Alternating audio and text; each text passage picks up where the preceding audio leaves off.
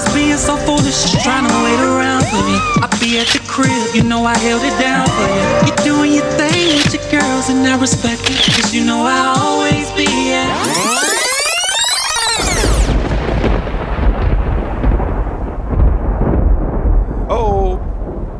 Here we go. Welcome, my dear Rizz Nation, to another insightful episode of RizzAsylum.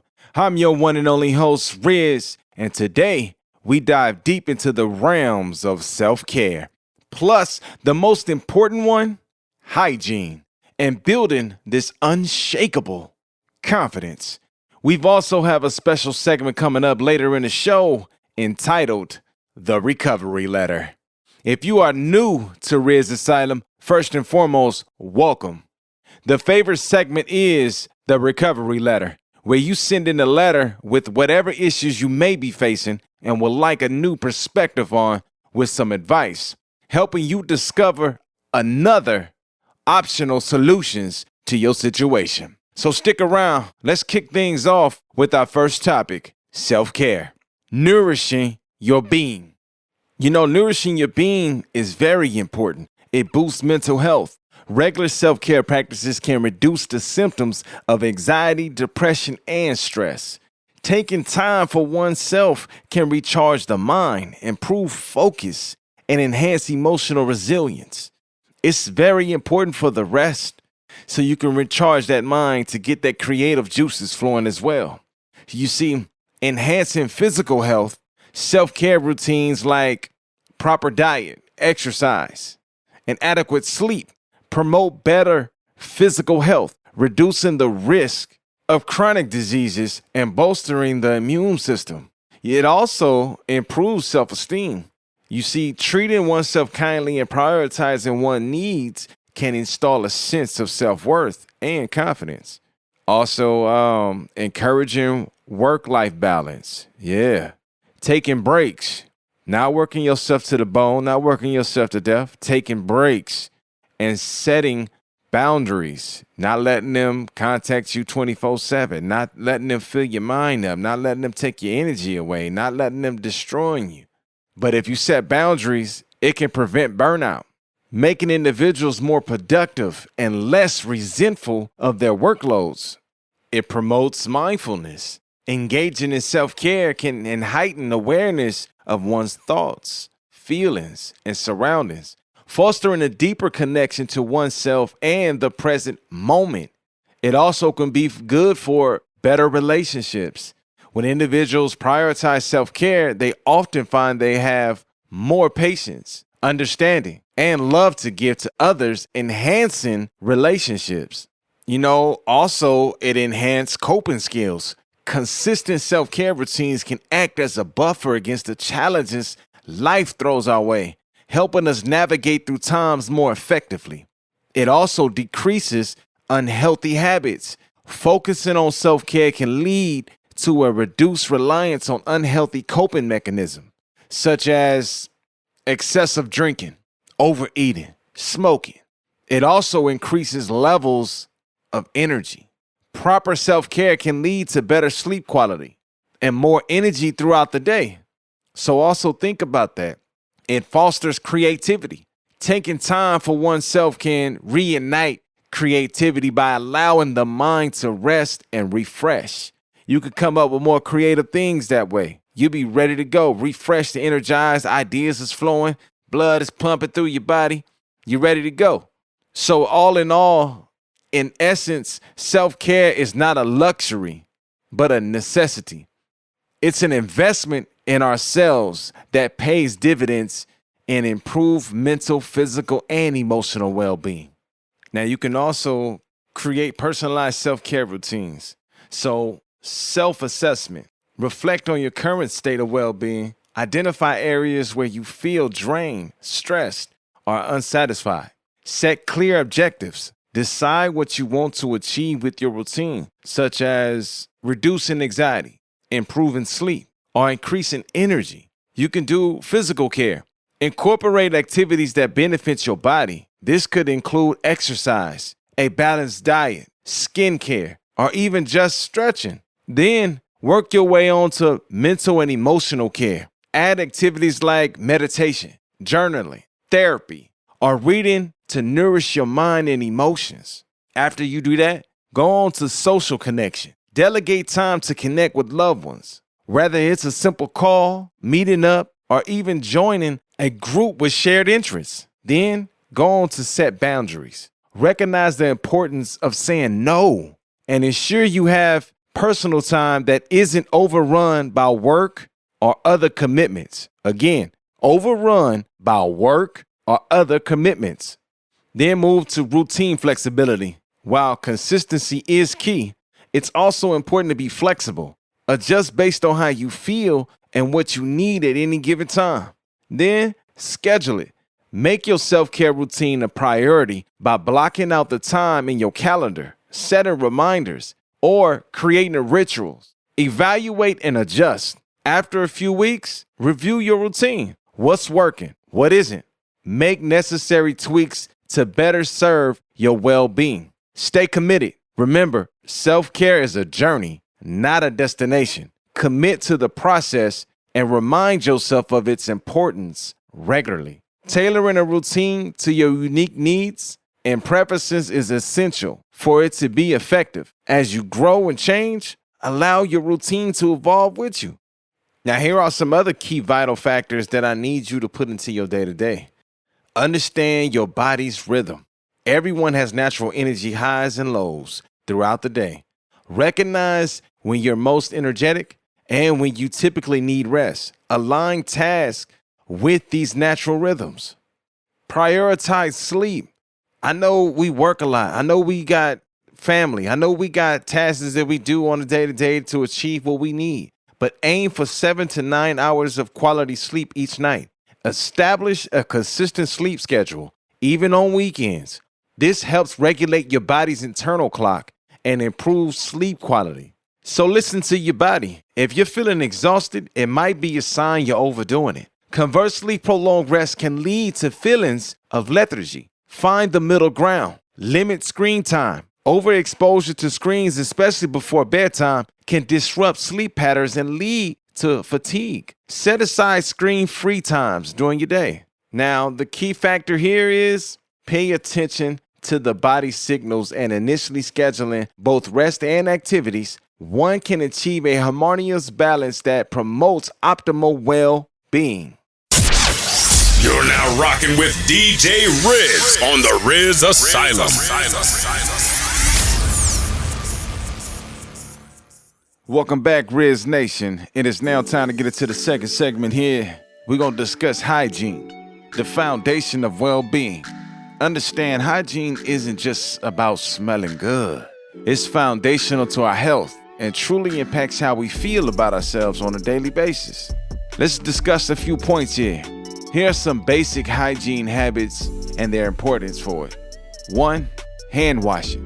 Hand washing removes germs and reduces the risk of infections, illnesses, and the spread of diseases like the flu and the common cold. Number 2, regular bathing. Who don't like to jump in the tub or hit the showers, get to smell good, to feel good, to get that dirt off your body? Bathing removes dirt, sweat, and bacteria from the skin, preventing body odors and potential skin infections. Another one, dental hygiene. Most people seem to forget about it. I don't know how, but they seem to forget about the dental hygiene. Brushing and flossing on a regular. This prevents gum diseases, tooth decays, and bad breath, most importantly.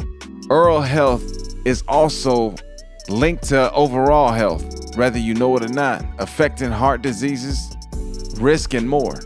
Now, hair hygiene. I do see some people don't really give too much of their hair. They don't really put time into their hair, but hair hygiene is very important. Washing and combing regularly keeps the scalp clean, reduces the risk of infections, and prevents conditions like dandruff. You don't want nobody with dandruff in their head. I'm pretty sure you would want all that flakiness all around. Now, proper wound care. This is really important. Cleaning and covering cuts, scrapes, and wounds prevents infections and facilitates faster healing. Yeah, nobody likes to be hurt too long, so when you do the proper wound care, The faster healing comes when you properly take care of something. Now here's another one. Coughing and sneezing. Covering your mouth and nose with a tissue or elbow reduces the spread of airborne illnesses. Here's another one of my favorites. Maintaining clean clothes. Yeah, washing clothes on a regular. You don't want to put no dirty clothes on a clean body. Trust me, you don't. But washing your clothes on a regular reduces skin issues, prevents body odors, and limits the spread of contagious skin conditions. So if you're not washing them clothes on the regular, I suggest you start doing so. Now here go another one of my favorites, foot hygiene.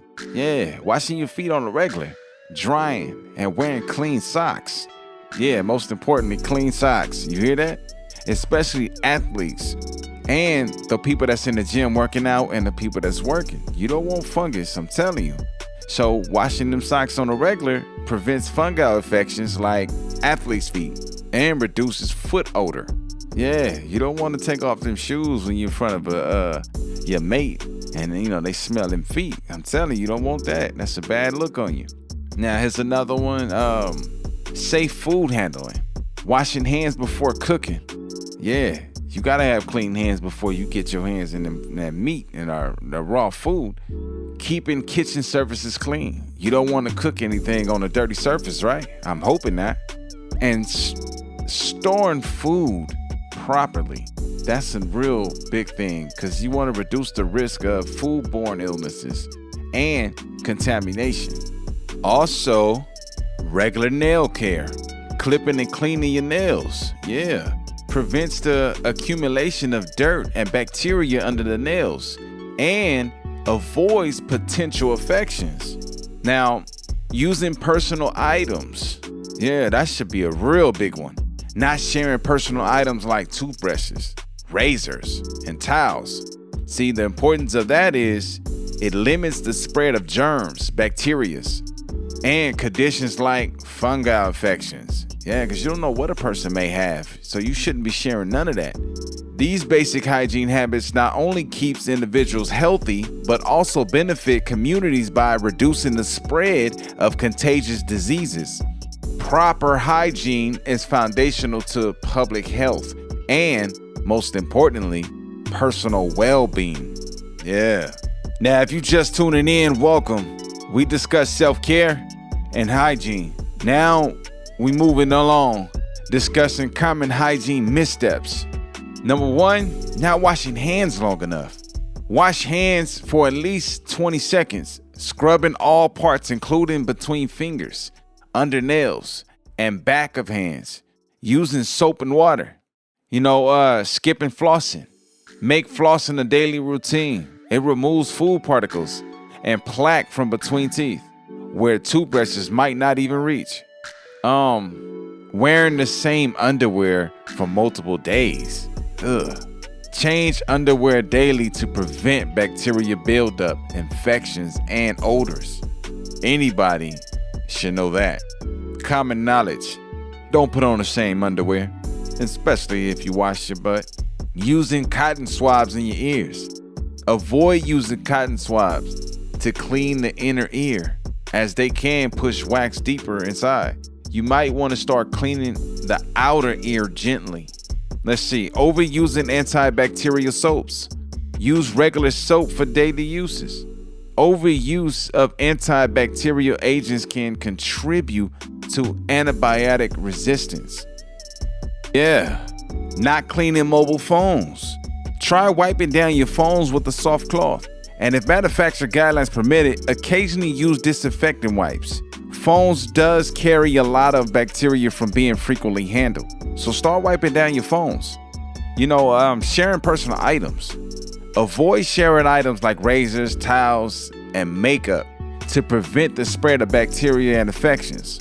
Not changing toothbrushes regularly. Replace your toothbrush every 3 to 4 months at least, or after recovering from an illness. Skipping showers after a workout. Always shower after exercising to wash away sweat, bacteria, and to prevent fungal infections. Not cleaning makeup brushes. Yeah, ladies, cleaning makeup brushes. Clean makeup brushes regularly to prevent bacteria buildup and potential skin breakouts. Let's see, wearing shoes inside the house. Remove shoes before entering the home to prevent dragging in dirt and germs from being out. Storing wet toothbrushes in closed containers. Allow toothbrushes to air dry before storing them away. Wet environments encourage bacteria growth. Ignoring dental checkups.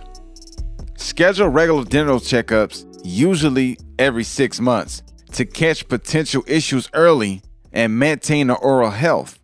These hygiene missteps can significantly improve personal well-being and reduce the risk of infections and illnesses. By being aware of making some small changes, one can maintain a high standard of hygiene and health. Now, let's link everything between hygiene and self-esteem. Appearance and perception. Maintaining good personal hygiene often leads to improved physical appearance. Clean skin, hair, and clothes can enhance how individuals perceive themselves, boosting self-confidence. There it is again, self-confidence. Social interactions, mental well-being, prevention of health issues. Good hygiene reduces the risk of infections and health issues. Feeling healthy and well contributes to a positive self-image. Now let's not forget feedback from peers. In essence, maintaining hygiene not only benefits physical health, but also plays a crucial role in shaping one's self-perception and interaction with others, both of which are integral to self-esteem. Now here on RizzAsylum, we like to get into topics that people don't like to talk about, but I'm also here not just to give advice, but I'm also here to educate at the same time. Now, building confidence, the inner glow. You must know that confidence is like a muscle. The more you use it, the stronger it gets. Let's explore some intriguing ways to build and maintain it. How about you need understanding and acknowledging your worth? With some positive affirmation and mindset shifts, the role of appearance is major and body language in confidence. So appearance is major in confidence because personal image, the way individuals perceive themselves through attire, grooming, and hygiene can significantly influence their self-perception. When people feel they look their best, it often translates a boost in self-awareness, enabling them to approach situations with increased confidence. So, social perceptions. Society often places a high value on appearance. A polished and international appearance can lead to positive feedback from peers and others, reinforcing an individual's sense of self-worth and elevating their confidence level. You're now rocking with DJ Rizz on the RizzAsylum. Welcome back, Rizz Nation. Let's jump immediately right into our next segment. It's the question of the day from our last episode, facing fears and pursuing desires. The question was, have you ever held back from pursuing something or someone you desired due to fear of rejection or failure? If so, how did you overcome this fear? Or is it still holding you back? All right, let's get into the first answer from Jamie from Seattle. Hello, Rizz and fellow listeners. Yes, I've held back from pursuing a career in music due to the fear of rejection, but also failure. Growing up, music was my sanctuary, but it was also this uncertainty of the industry and the fear of not being good enough is what made me choose a safer path. However, my passionate desire never really left me. During the wildlife changing pandemic, I came to my senses and I found a solace in music again, creating some great tunes in the quiet comforts of my bedroom. The turning point to me was a virtual open mic in front of the world. It's where all the positive feedback I received was overwhelming. It made me come to a realization that fear was the only thing standing in front of me and my passion. See, I decided to stop running away and I took a stand and faced my fears head on without excuses. I started really sharing my artistry on all social media platforms, connecting with a world ton of musicians, collaborating with new artists, and learning more and more about the industry. This journey had its ups and its sorrow downs, but I do have to explain, it was a joy of living my passion for once in my life. It completely outweighed every single fear of failure. Not only am I understanding everything, but I am also learning that rejection is not the end of the road for any of us. It's a huge step towards some real, true growth. The journey has taught me seeing clearly is about acknowledging our fears, but also not letting them define our path and who we are. I'm still on this journey embracing the uncertainties, but I am more aligned with my desires than ever before. Thank you for really generating a platform where we can actually reflect upon stories and share our unique experiences. RizzAsylum is an incredible outlet, helping us navigate through whatever our fears and aspirations. Warm regards, Jamie from Seattle. Thank you, Jamie. I really do appreciate you sharing your stories with us. It was very enlightening, and I'm glad you found your path back into music to do what you love. Our next read comes from Alex from Oklahoma. It says, "Hey Rizz, absolutely. I've held back so much from pursuing a career in photography due to fear of being a failure. I always doubted whether or not I could turn my passion into a profession. However, I decided to overcome this fear by starting small baby steps, taking online courses, gradually building a portfolio. It's a work in progress, but I am learning, growing every single day, slowly gaining the confidence to showcase my work. Thanks for fostering such an important conversation. Best regards, Alex." All right, thank you, Alex. I really do appreciate that. I'm glad you began taking classes to learn more about your craft, to brush up on your skills and get better and better over time to build your portfolio. Keep going at it, brother. All right, Rizz Nation, it's now time for the question of the day. As we navigate through the essence of today's episode, focusing on elevating ourselves through self-care, hygiene, and building confidence, I have a compelling question for you. How do you integrate self-care and hygiene into your daily routine to build confidence? And can you share a personal story where maintaining good self-care and hygiene significantly boosted your confidence? This question invites you to reflect on the connection between looking after ourselves physically and feeling good mentally. All have unique rituals and practices that contribute to our well-being and self-esteem. Maybe it's a skincare routine that makes you glow, a morning run that energizes you, or perhaps a mindfulness practice that centers you. I want to hear about the routines and habits you've cultivated and those pivotal moments where you felt a noticeable shift in your confidence due to your self-care and hygiene practices. Share your responses and story with us. You can connect on our social media using the hashtag #ElevateYourEssence.